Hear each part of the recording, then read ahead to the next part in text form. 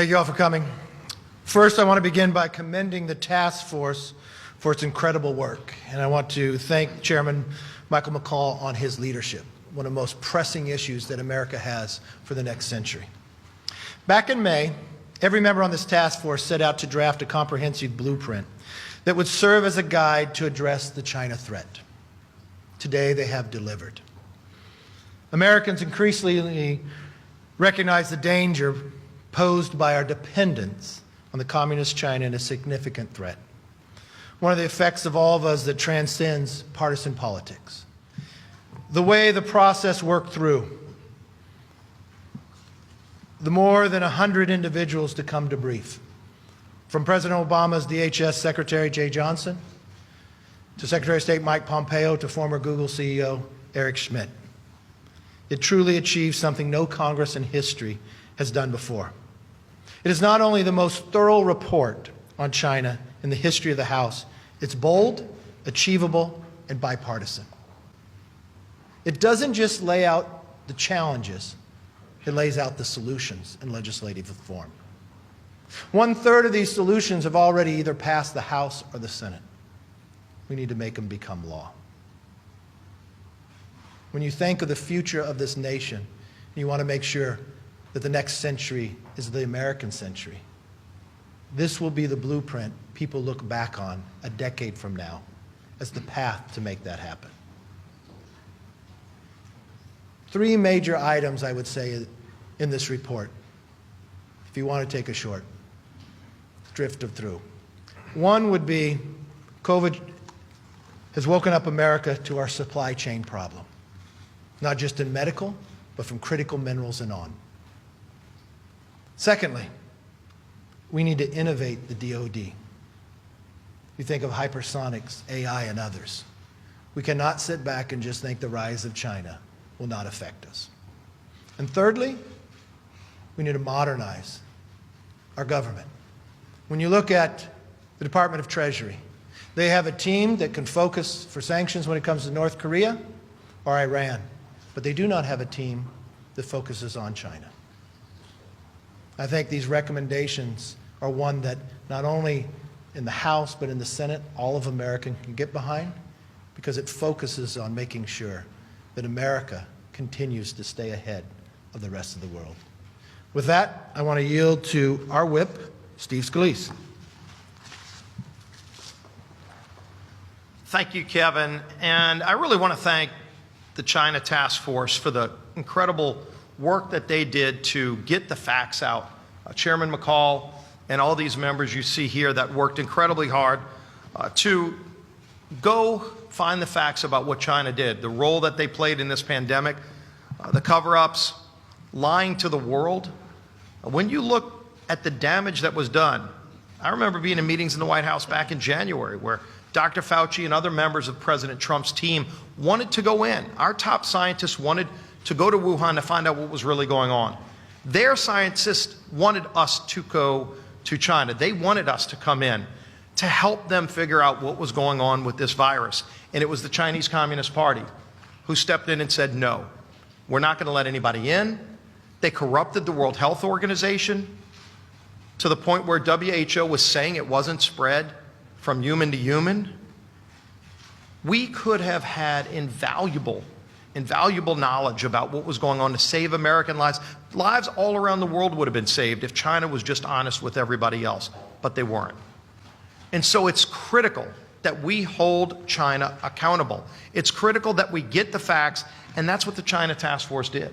Went and got the facts so that the rest of the world could see what really happened. As we're working to combat this, fortunately, President Trump moved forward with things like Operation Warp Speed, where he's getting red tape out of the way so the scientists could go find a vaccine. Just last week, it was announced now the 4th American company, Johnson & Johnson, is on the list to actually get a vaccine in the final stage of the FDA approval process. And hopefully, in the weeks ahead, we get one or more vaccines that actually will help people to prevent them from getting COVID-19, but we still need to hold China accountable, and that's what was done here. And I want to join in thanking our leader, Kevin McCarthy, in putting this task force together. and the leader of the task force, Chairman McCall, in leading us, the staff who helped us make sure that in such a timely fashion we were able to put together a report that touches on every aspect of the threat this nation faces with respect to China.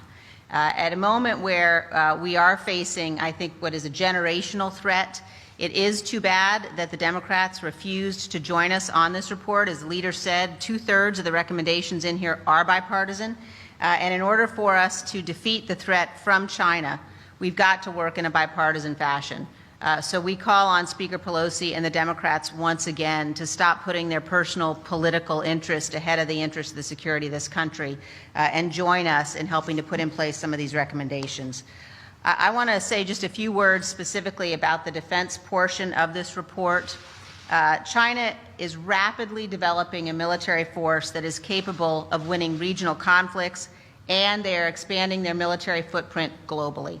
China, the government of China and the Chinese Communist Party have gone to school on the United States. They've looked at our capabilities. They've looked at the particular assets that we have that enable us to project our power, that enable us to make sure that we maintain our military supremacy, and they have developed capabilities to counter those. In particular, this report points out the importance of sufficient continued funding for our Defense Department.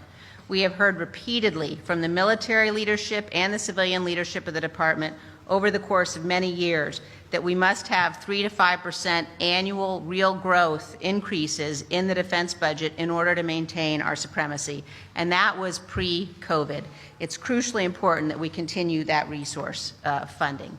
We must modernize our nuclear triad. It's crucial to deterring the Chinese Communist Party. And we must also develop and field conventional capabilities that are critical to countering the Chinese Communist Party in the Indo-Pacific in particular. This includes ground-launched cruise and ballistic missiles. The People's Republic of China is now the leading theater-range missile power with both dual and conventional nuclear delivery capabilities. We must counter that. We must modernize our sea and air power.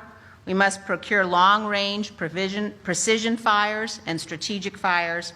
We have to build contested logistics capabilities, and we've got to develop new operational concepts, joint operational concepts that allow us to counter the threat, that allow us to truly do what's necessary to defend this country.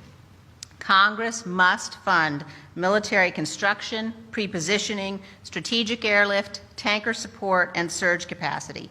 And we must counter the Chinese Communist Party globally as it seeks to establish more robust logistics and basing infrastructure around the world as it seeks to project its own military power. In conclusion, it is very important for everyone to note that we are in the midst of a battle between freedom and totalitarianism.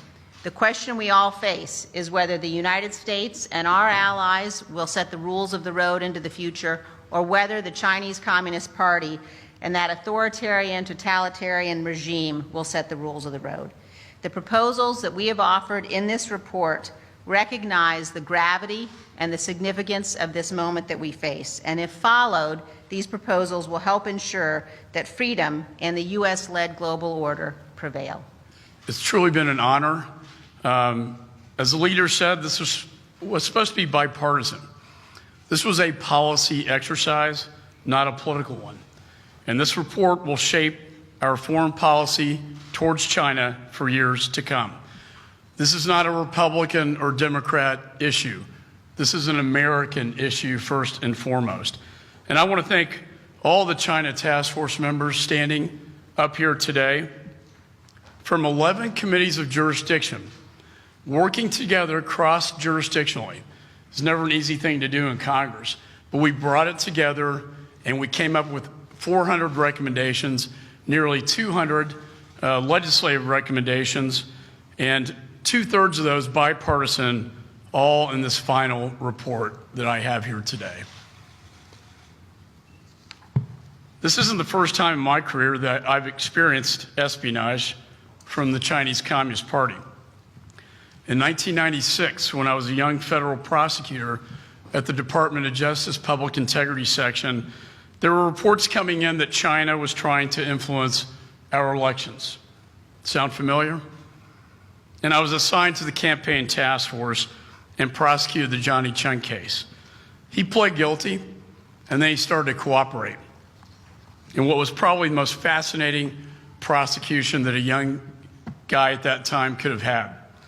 And that's because the investigation revealed the fact that China Aerospace and the director of Chinese intelligence conspired to obtain military technology and satellites from the United States. Long story short, the PRC deposited money in Cheng's Hong Kong bank account that he used to then influence a 1996 election. This is not time a foreign power has attempted to influence a presidential election, and it certainly will not be the last. But it gave me great insight into the way the Chinese Communist Party operates so many years ago. It's been 20 years since then. But that story could easily be a headline today because the threat from Chairman Xi's Chinese Communist Party largely remains the same. However, today it's more aggressive, it's more expansive, it's more sophisticated, and it's better resourced. For decades, they have stolen our intellectual property. In what NSA Director Admiral Keith Alexander said, one of the largest transfers of wealth in human history.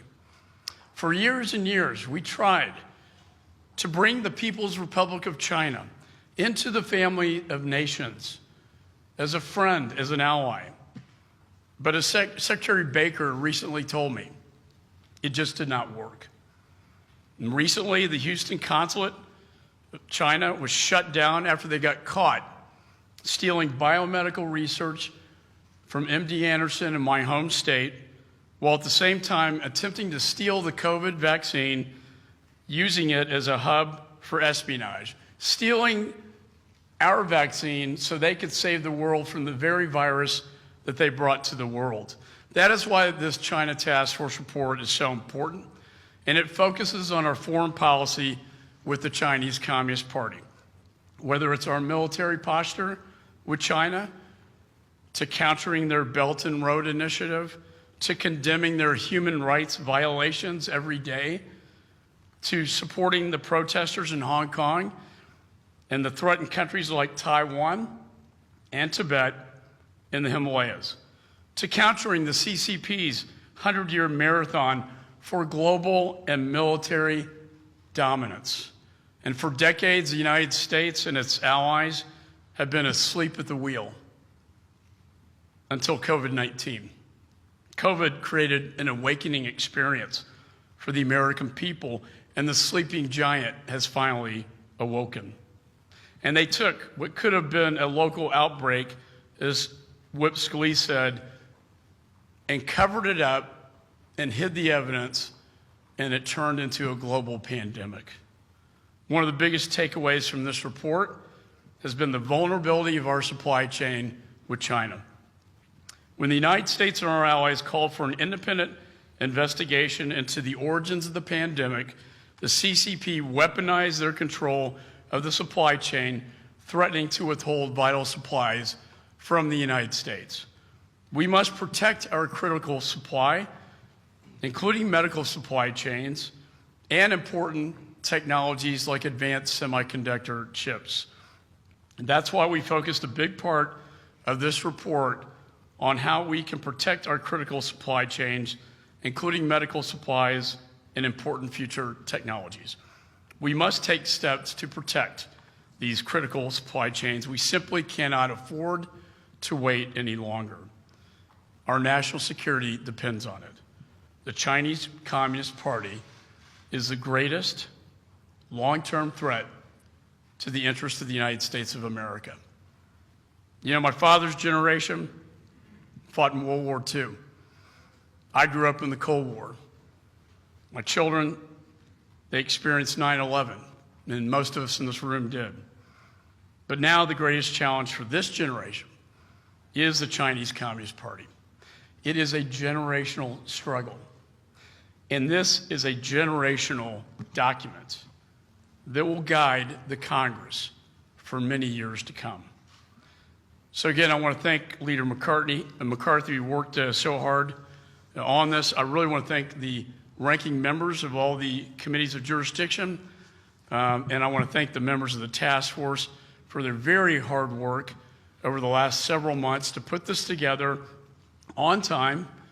And I want to thank the staff that worked tirelessly over the weekends and late at night, even as late as last night. Caroline Campbell was working till probably 3 o'clock in the morning to get this thing done. Thanks to all the staff. This is a true appeal to the patriotism of American businesses and Americans across this country to wake up to the Chinese Communist Party. And with that, I yield back.